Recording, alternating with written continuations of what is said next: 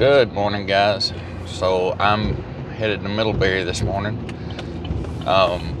Made it back to Elkhart last night and was gonna go drop the other driver off to get their drive-away unit and then head over here and get my unit, and then we were going to try to get back down to just somewhere on 31, just get hooked up and gone. That way we didn't have to worry about hooking up and everything this morning. But that didn't work out because their unit had a flat tire, and I gotta say, this is a Windstar 4, and it is massive. It's a big unit. It's a bus, and I can't believe with the size that thing is a gas burner. I just was expecting something smaller, and then whenever we saw the size of it, I was expecting it to be a diesel. But I have noticed that on the driveaways, they don't get the fuel discount. They get some in places, but they don't get near the discount that you get on the diesel. So that's one thing.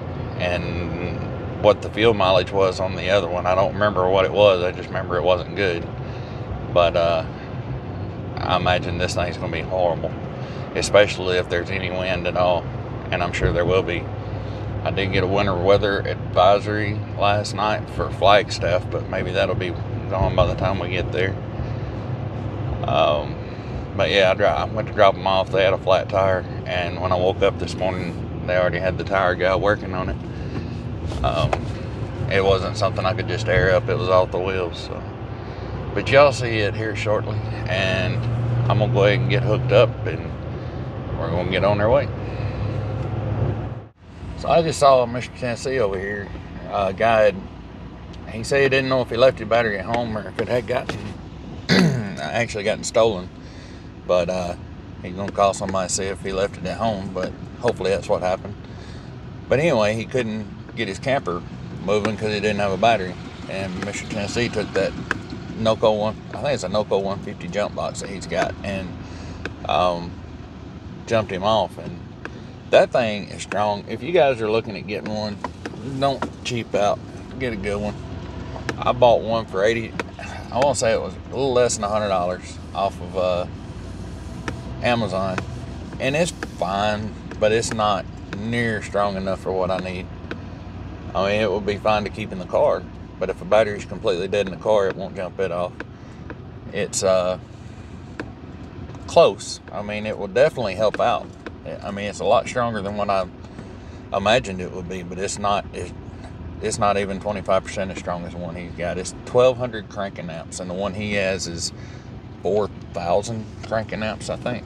So anyway, if you're going to get one of those things, make sure you get a good one. And if you're thinking, are they handy to have? Absolutely. He uses that thing all the time, not for his own personal use, but helping other people out on the road. That Sportsman right there is right in the way of mine, so I'll spin around and get this one, pull this one out of the way, and 1150. Go ahead and check it for damages before. I'm pretty sure that's mud or oil or something. That's not, yeah, it's not an issue.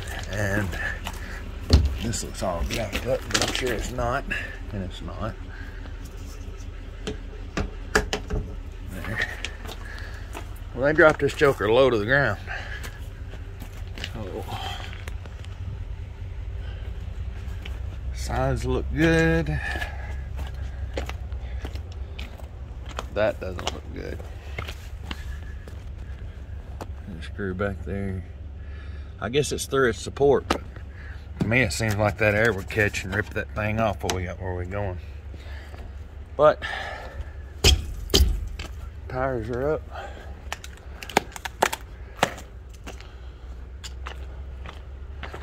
After freezing my butt off last few times I was up here, this is pretty nice. So this side looks good. The back looks good. When they back them in this tight, I always double check, make sure they didn't bump anything. I mean, we've got some pretty good drivers over here, pulling drivers over here, but accident happened, and you never know when somebody else could have grabbed your unit and moved it.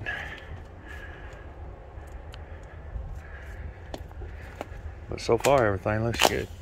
Get spun around and hooked to that one, and get it pulled out of the way. This is one of them days where I'm really gonna miss my airbag controller, because it helps out a lot when you're just hooking the one moving it, because you can back up under the ball, just raise the air up, and then get hooked up and then let the air back down. Helps a lot. You don't have to run the jacket spot. That'll be close enough. One thing I wanted to point out, if you're having to move your trailer, if you're just having to hook to one and move it to get it out of the way of yours, you can plug in and it's going to run off of your truck, the jack, to raise it up and down. But if you plug it in and this wire is touching the frame, it will blow your fuse. So make sure that that doesn't happen, and make sure that switch, this one has a switch, so make sure it's turned on. So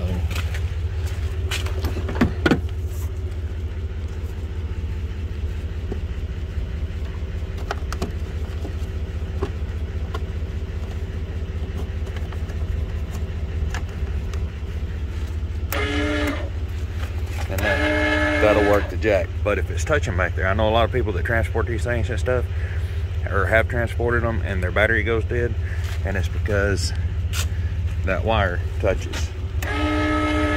Now I'm gonna go ahead and let that down on the ball like that.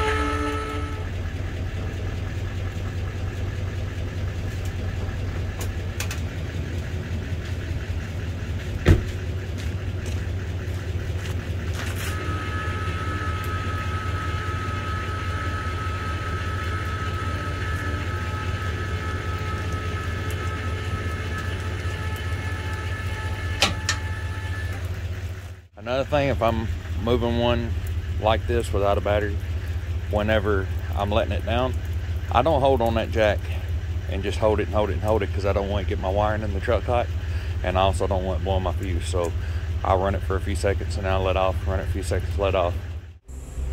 You're not looking to move it far, just enough to get it out of the way of the trailer you're trying to get out. So I just pulled it directly straight down the line and got it good and out of the way, and I'm not going to try to back it into another hole, because I don't want to take a risk on damaging or backing into something. That, it's aggravating, I get it, when you have to move other trailers. But at the same time, it took 6 minutes, if that. You know, it's not the end of the world. I'm not gonna, we got some pretty good pull-in drivers. I'm not gonna complain, because if one of those drivers drives by and sees me struggling with my trailer, they will stop and move the trailer for me, you know, if there's something in the way. So, but if they're not here, and I'm not gonna run somebody down to get somebody to move a trailer just for that right there. That's ridiculous. I can do that myself in less time than what it would take for me to go find somebody. So I'm gonna get my battery ready to go, the charge wire off. And people ask me about the charge wire a lot. They say, do I leave it, how long do I leave it hooked up? Constantly. If I go home for 2 weeks, it stays in the truck plugged up 2 weeks. If I'm using it constantly, I'll plug it in. I pretty much leave it in all the time.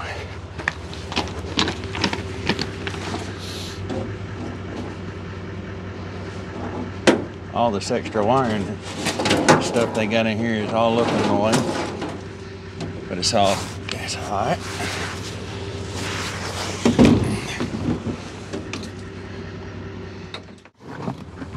And then I'll set my battery box with all my stuff in it right inside there. That keeps it from blowing out or getting away from me going down the road. Well, they got this tight.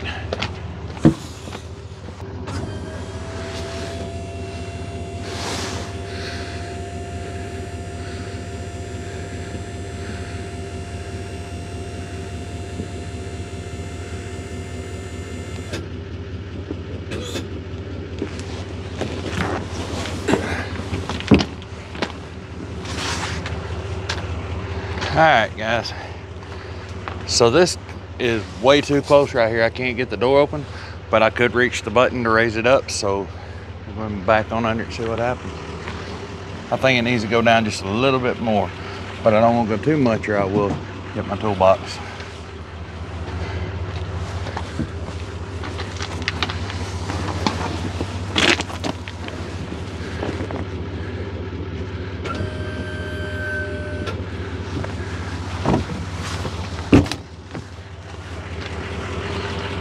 That was close, but I'm all good.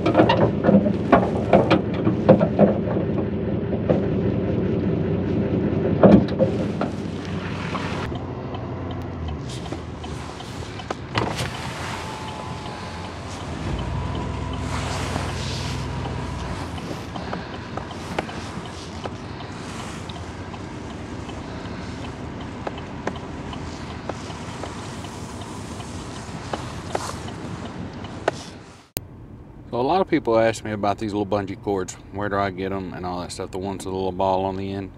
And you can get them almost anywhere. You can get them at Walmart. I'll leave a link in the description so you can get some on Amazon, or just they've got them all over the place. When you're pulling this license plate holder out, just feed that bungee through the hole, but be very careful when you're pulling that plastic piece out to feed it through, because it will break off in your hand. You don't want to do that. Just barely enough to get the bungee pulled through from the back. Once you get them both pulled through, then just go ahead and take and pull them both up, bring them up one at a time, hoop them around the ball, and you are good to go. So now my license plate's on, all of my lug nuts are torqued, all of my doors and compartments are locked, and I've looked it over best I can, and we're ready to get on the road. So here's the drive-away unit, a Winsport Thor. This thing is massive inside and out.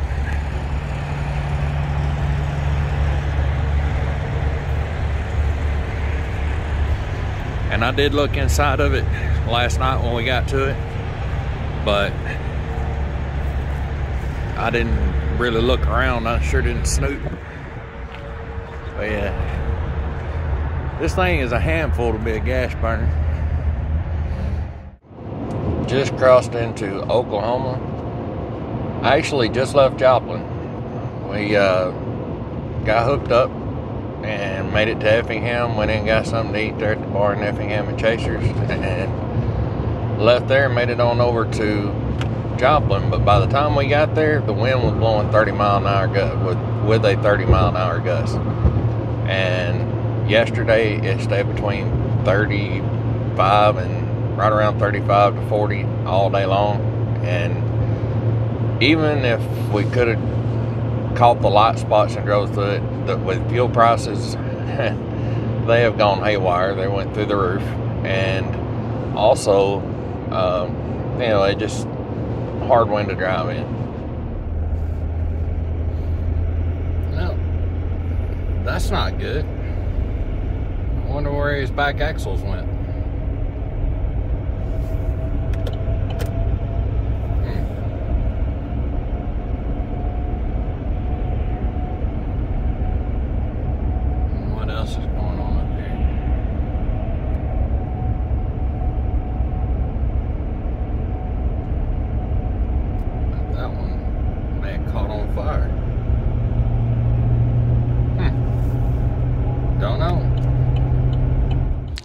So we stopped for a minute and I was checking out the wind, and it doesn't look good. Yeah, we were really hoping to get a good ways into New Mexico, but it looks like by the time we get there, there's going to be 30 to 35 mile an hour gusts, and neither my fifth wheel or that drive-away unit likes that at all. So maybe if we can just get like right on the edge of it, right to the inside of the New Mexico state line, maybe over to Russell's, maybe it'll blow out by morning.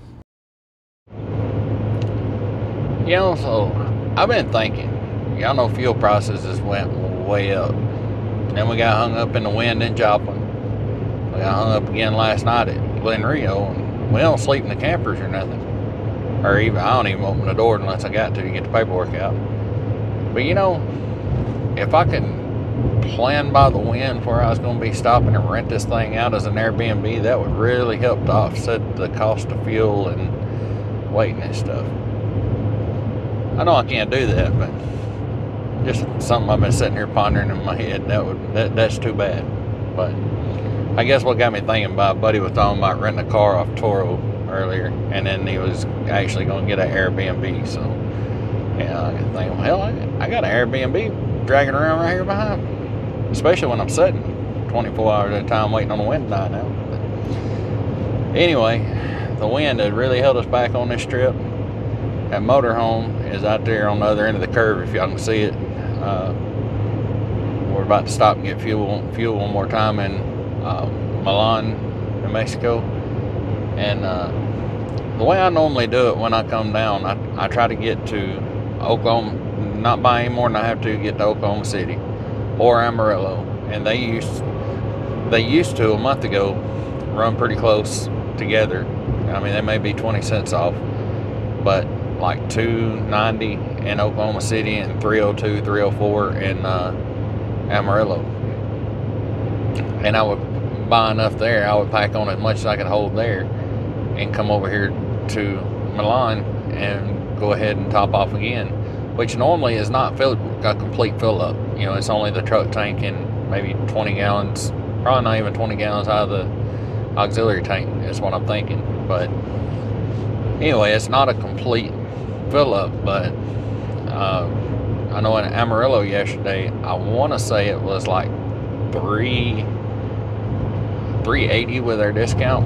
So that was it was almost $1 more than what it was the last time I got it out here.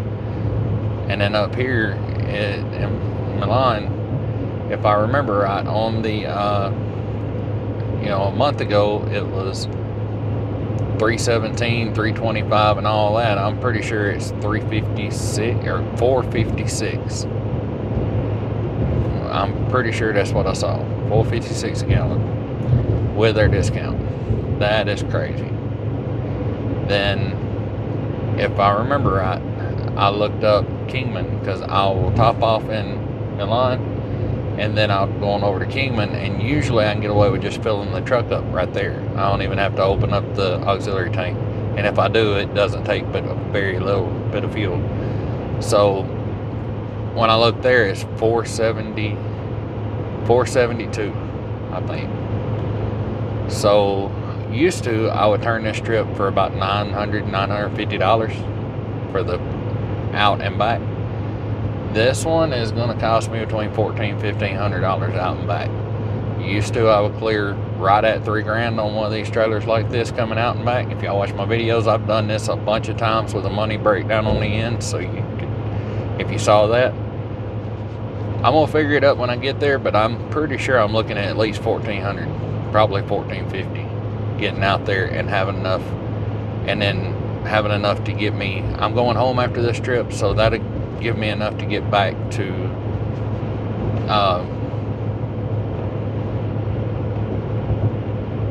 get back the majority of the way. I'll wind up getting there and unloading with a full auxiliary tank and a half tank in the pickup, and that'll get me back probably, hopefully, to Amarillo. If not, maybe Cfarmeronyt, New Mexico.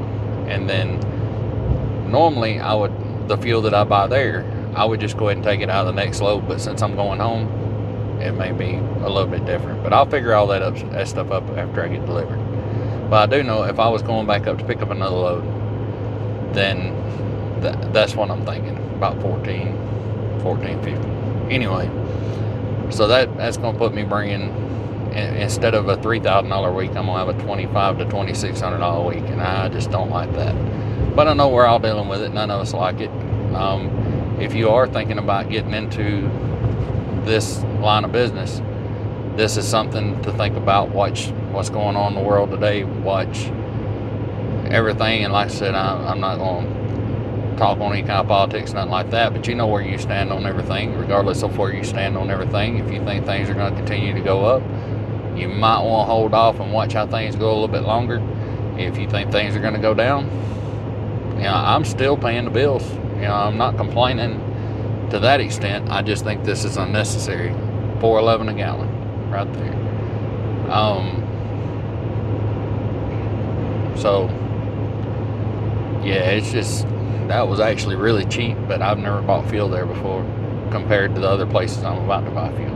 But anyway, so after I deliver, I'm gonna bounce up like 90 miles, pick up this other driver. They haven't been home in a month. I haven't been home in 2 weeks. I'm gonna go drop them off, and then I'm gonna head on home, and then I'll probably head up like Saturday to look at their truck and see if we can figure out what's going on with it. Well, damn. So what happened? I pulled in to get my fuel, got out. I was feeling from both sides. I was feeling from the pickup on the driver's side pump, and I was feeling my auxiliary tank from the passenger side pump. And whenever I was finished fueling, when I took the nozzle out, and there was 4 or 5 open bays around there, 3 or 4 on the 3 at least on the side that I was on, and probably 5 all the way around. So I never thought anything about him. Why would anybody pull behind me, right? There's open bays.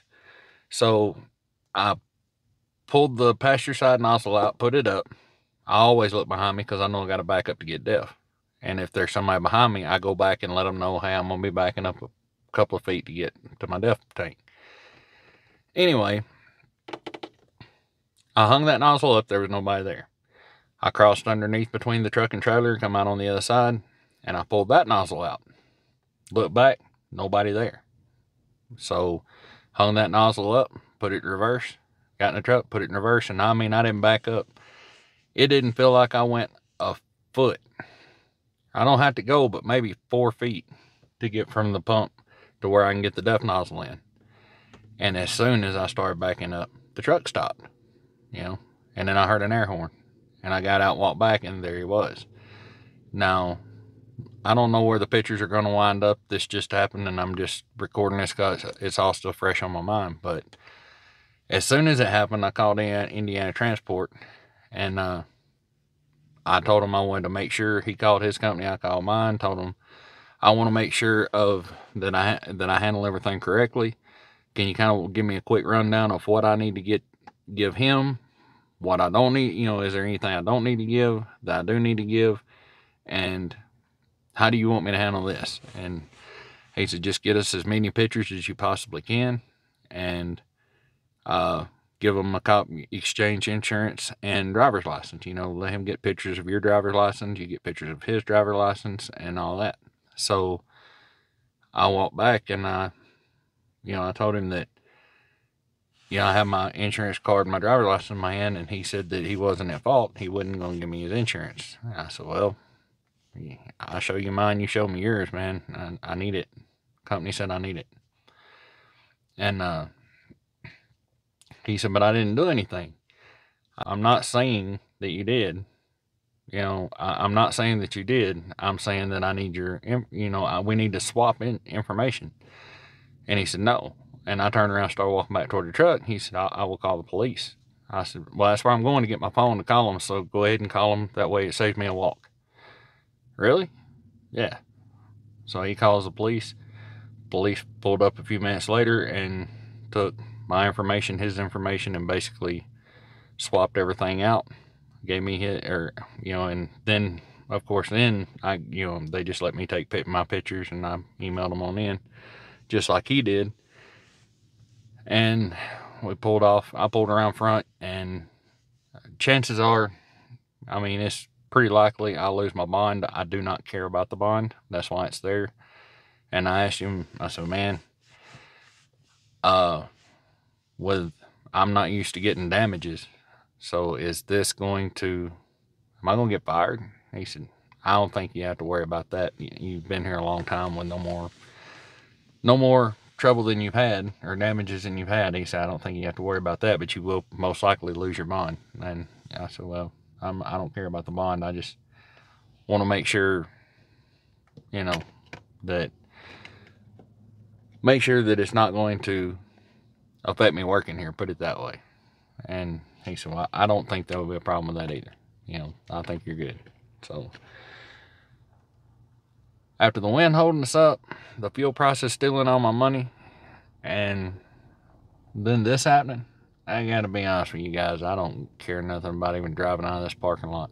But I do want this camper off my truck tomorrow, so I'm gonna go in and get my shower, maybe get lunch, and get on over to Kingpin. So I just know I get a lot of questions about what happens if you get damages. I have not had a lot of damages, so I figured I would just go ahead and throw this in the video.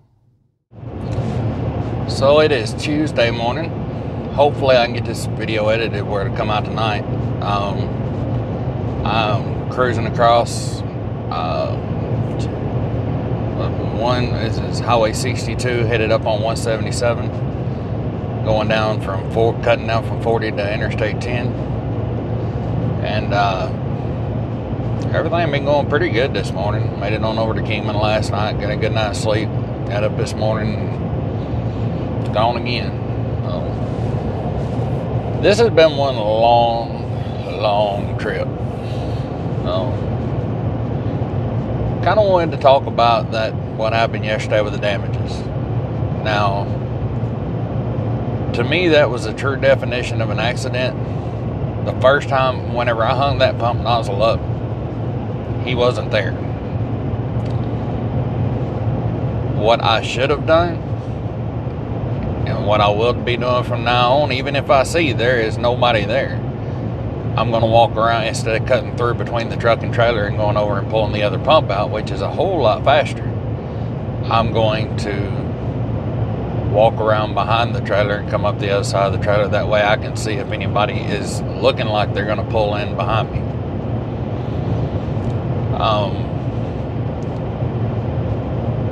That is another step that I could do to make sure that doesn't happen again. Another thing that he could have done to have prevented the accident is, naturally, I think most people look out of their driver's side mirror, even though I did check both mirrors. But this being a Chevrolet, if you've got one of these gears Chevrolet, which I want to give a big shout out to GM, thank you so much for putting the DEF under the hood on the opposite side of the truck from where the DEF pump is at on the fuel pump. Way to go, GM. It doesn't really bother me until something like this happens, because I don't mind backing up and pulling the hose out. But it adds an extra step for something to happen. If they'd have put it where it should have been, on the side of the truck somewhere, I kind of get it. I know people who have put DEF in the diesel and had major problems. For what the truck costs, spend a little extra money and put a separate door on the bed. You know, you're forcing us to use the stuff, make it convenient. Anyway, enough about that. So anyway, if he would have pulled to the driver's side, I would have definitely saw him. If he would have gave me more room in the back, he was really close. It's not his fault. I need to back up. When I looked out of that mirror, when I back up, I have to cut my wheels in such a way that it will swing the front end of the truck closer to the pump. So as soon as I started moving, I lost view on that mirror, and if you see in the picture, all you could see was just a little sliver of his truck hanging out and the mirror. I didn't see that. When I looked in this mirror, there was no way to tell he was back there. So it's a very aggravating situation. Could it have been prevented? Absolutely. If GM would have put the thing back here, the DEF nozzle back here, I would never need to back up in the first place. Could it have been prevented on my part? Yeah. If I would have walked all the way around the trailer, if I would have went in and hired one of the customers in the store to be a spotter while I back up 4 feet, of course it could have been prevented. Could it have been prevented in a way that makes sense? I preach, get out and look all the time. I get out and look myself all the time. So to me, this was a true definition of an accident. You know, I was kind of aggravated when I talked to the gentleman yesterday, and he didn't understand why he needed to give me his information. And the company told me I needed it, so I wasn't leaving without it. So, you know, and I used to drive a wrecker. I kind of have a little bit of understanding on how things work. When there is an accident, you exchange information. One person just doesn't give everything while the other person does nothing, you know.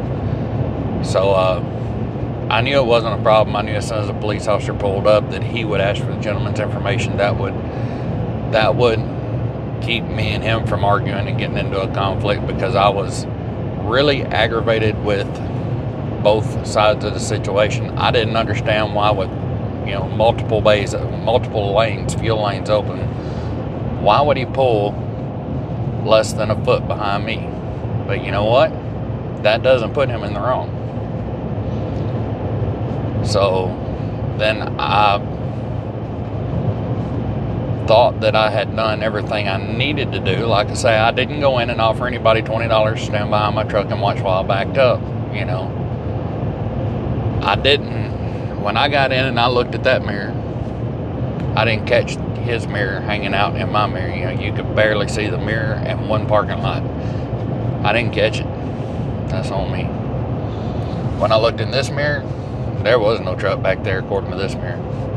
And as soon as I started backing up with my wheels cut to swing the front end of the truck over to the driver's side, anything I could have seen out of that mirror was lost. So, like I say, in my own personal opinion, it's a true definition of an accident. And if somebody did want to get in the comments and say, well, you should have looked, you should have did this, you should have did that. If you haven't had an accident yet, you've not been driving long enough. So, that being said, you know, kind of full disclosure, in the little better than 2 years I've been doing this, the only thing that I can recall happening in the first year was I picked up a horse trailer in Oklahoma City, and I took it back to Michigan. While I was on my way, I made it all the way past the company that I work for. I was 6 miles, I think, from Murhow, however you pronounce that, in White Pigeon, Michigan. You probably know the railroad tracks I'm talking about if you've ever been through there, but right there on 131 that goes up to White Pigeon. Pretty sure as soon as you cross into Michigan, it turns into 131, but I'm not 100% on that. But you know what I'm talking about. If you go up from Middlebury to White Pigeon, those railroad tracks right there, super rough railroad tracks. When I hit those railroad tracks, that nice fancy aluminum ladder that sits on the side of the trailer bounced out of its holder and hit the ground. Now, when I got there, we were looking, and I didn't know this trailer had been delivered to a dealer as a special order, and they went through and completely opened this thing up and checked it out, and it wasn't correct. It wasn't set up to the special order, what they ordered. So they closed the doors and sent it back. They did not, however, latch the ladder down. I pulled a handful of horse trailers in my life, and I've never pulled the same one twice. I walked around, checked the tires, checked the lights, made sure the doors was locked. It did not, nothing jumped out and said, hey, I'm not latched. You know, I mean, it was all there, but there was so much to look at that I missed the little spring-loaded latch on the ladder. So that was on me too. Then there was a year at Jimbo's, and that's the only damage that I can recall at all. Now, after I started over here, about 3 months into it, I picked up a trailer going to California, and everything went just great. No issues. Pulled in at the dealer, and they were checking it out, and he walked up and he asked me what happened to the trailer, and I said, what are you talking about? we walked around and looked at it, and it looked like something had hit the top of the trailer in the back, and there was a hole there, and I couldn't explain it, so I grabbed my phone and went back through my pictures. Always take a ton of pictures, video pictures, when you're picking these things up. I went back through my pictures, and guess what? It wasn't there when I left with it. So it's bad when, like what happened yesterday, I know what happened. You know, it was an accident. I looked back, I didn't see it. It could have been so much worse. I'm glad that it wasn't. But whenever you have a hole in a trailer that wasn't there when you left, and you can't explain how it got there, that's a bad feeling. It had to have been something flew up from the road, or, like I said, can't explain it. It was at the very top of the trailer, right where the roof meets the siding. So that was my first damage over a year ago. And then this is hopefully my last damage for a long time. But when you're putting 100,000 miles, over 100,000 miles a year on a pickup truck, dragging campers, or an 18-wheeler pulling freight, or a U-Haul moving from one place to another, you know, I don't care what you're doing. If you do it enough, something's going to happen. Something bad's going to happen one day. And if it hasn't happened to you, that's great. It hadn't happened to me for a long time, but when it does, it's coming. You know, you might be one of the lucky ones and it slip by and not get you, but it's always something coming. There's too many variables and too many moving parts out here on the road. The likelihood of you never having an accident is just extremely low. The only thing that you can do is cover yourself every way that you possibly can. So, whenever that yesterday, you know, my pride's hurt pretty bad about that, and I feel really bad about it. I got backed into I've had 3 18-wheelers it's been backed into, and after that, they were never right. I do not think that it put that much force on the hood of that truck to cause the issues that I had. I was backed into by other 18-wheelers that, instead of putting it in reverse and having their foot on the brake, they actually had let off, you know, they had already shifted into reverse, let off the clutch, and was mashing the gas when they hit me. One of them was rolling. He was in neutral and rolling and rolled back into me, and that truck was never right again. But yeah, I feel really bad about that. But the only thing that I can do, and that's what me and the gentleman on the other end talked about yesterday. He said I shouldn't have pulled so close, and I should have been over where you could see the way I'm parked. I can see how you couldn't see me. I said, you're allowed to park there, you know. He said, I know, but from now on, I'm going to make sure that I'm over a little bit one way or the other to make sure I'm in the mirror of the person in front of me, just in case they do need to back up. And I said, well, that is what I do, because I have had people back up towards me, and I've been backed into 3 times. I want to be as visible as I possibly can. It's just over 20 years in an 18-wheeler, it became habit. But I don't care how much experience you got. I don't care. I mean, think about this. This is what I sit here and think about. What if he had got out and walked around to check his lights or something? It could have been really, really, really bad. There's no minor accident. There's learning experiences and never accident. And anything that happens could have always been worse. I don't care how bad it was. It could always be worse. So, that's about my rant on that. I figured I would kind of talk a little bit more on that and show you guys some of the scenery out through here. I really like coming down through here. I kind of call this road the roller coaster because it's just up and down and around, you know. But I figure I will be there to unload about lunchtime, and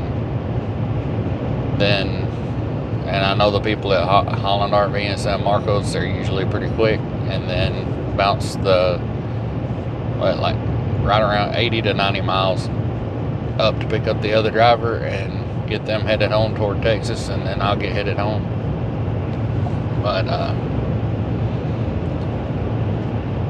yeah, I'm pretty much ready for this one to be over with.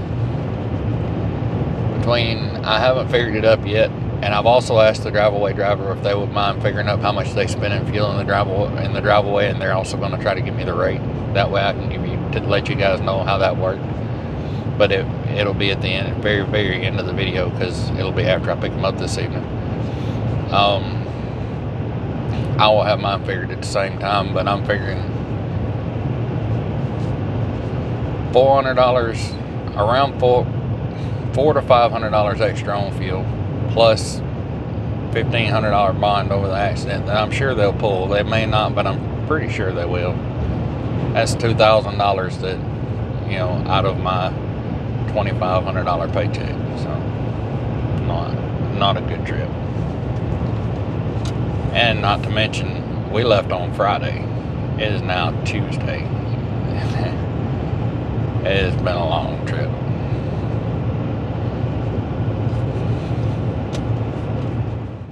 Here we are once again, San Marcos, California. One thing I was gonna say, you know, get you a checklist down, make sure you grab your tag, and I don't close the lid of this box until my tag is in there, and I do not close my tailgate or my bed cover until my battery is put up.